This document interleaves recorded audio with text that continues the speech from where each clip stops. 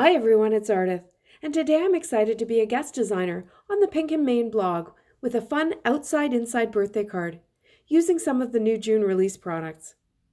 I'm using the Fantastic Stamps and Dies, the Mermaid Tail stencils, a sentiment from Starfish Wishes, and some pattern paper from the shore.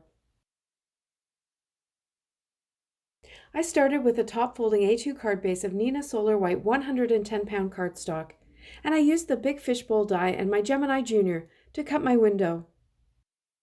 I wanted to cut a piece of pattern paper to cover the edges of the acetate on the inside of the card, but I struggled a bit with my spatial geometry as I figured out which side of the pattern paper I needed to draw the outline on. I finally figured out it was the back. I used the full sheet. I figured it would be easier to try and line up the window perfectly and then cut off the excess of the paper.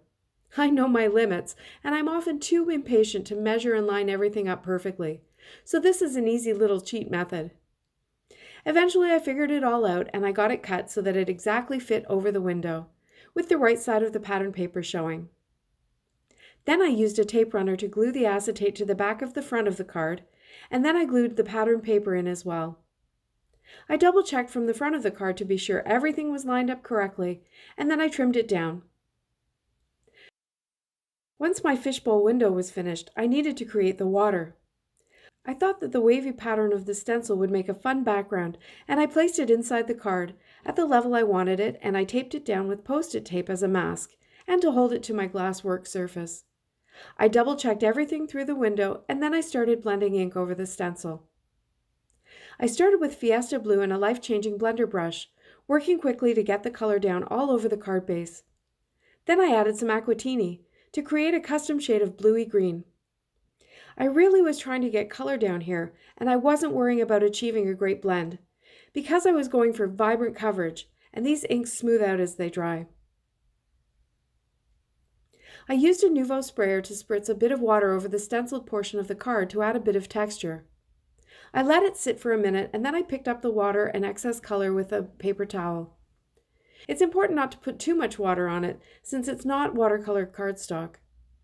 I set the card base aside to dry while I worked on the next step. I put all the stamps I wanted to use into my mini MISTI with a panel of 80-pound Neenah white cardstock. These little fishies are so adorable, and I especially love the one that looks like he's trying to jump out of the fishbowl. I inked them with Gina K Amalgam ink in jet black. This ink is Copic friendly once it dries. You'll see when I start coloring that I started a little too soon on the first fish, and I got a tiny bit of smearing, but nothing too noticeable, and no smearing at all once I moved on to the next image because it had had time to dry completely. I put a pad of newsprint paper underneath my panel. It's important to have something absorbent under your Copic coloring. Otherwise, the alcohol ink has nowhere to go as it saturates your panel, and that can cause problems. I chose bright colors for these fish. I wanted them to really stand out against that aqua-colored water in the fishbowl. I used very simple shading techniques, 3 or 4 colors on each fish. I felt like the jumping fish needed a classic goldfish coloring, and I chose yellows and an orange.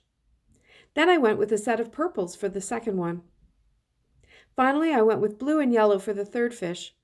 Next time, I think I would color him differently. I think I would use a lighter blue and more yellow to keep him from being quite so dark. For the plants, I used the same 3 shades of green on all of them. A light green all over, a deeper shade for some shadows, and then YG21, which is a very yellowy green that helps to brighten the overall color. And finally for the shell, I used some pale beiges over the full shell, and then I added highlights with a pale pink, a pale purple, and a pale blue marker to make it look a bit iridescent. I cut all the fish and plants out with the coordinating dies, and then started to build my little fishbowl scene. I started on the inside of the card, and I used glue runner to place each element onto the background, closing the front of the card often to be sure that everything was visible from the outside of the card as well. I felt with the patterned water that the card was getting quite busy, so I only used 2 of the 4 plants that I had stamped and colored.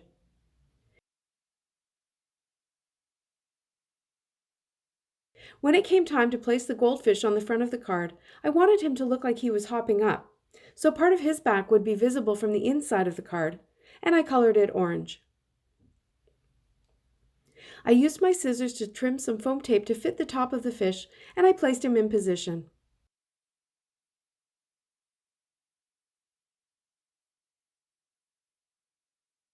Then it was time for the inside-outside sentiment.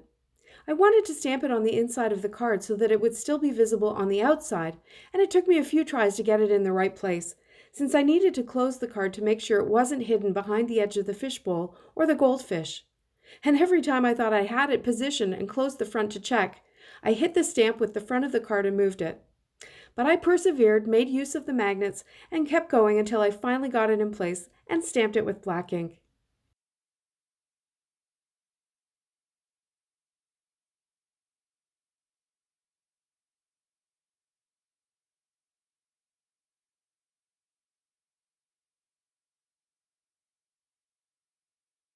To add some sparkle, I got out my trusty old Stardust Stickles, and I put dots all over each fish, on the plants, and even on the shell. I just had to be sure that the card didn't close while they were drying. Once it dried, I really felt like the contrast in the patterned water between the white and blue areas was distracting from these happy little guys. So I carefully removed the fish and plants, replaced the mask, and blended over with just the Fiesta blue ink.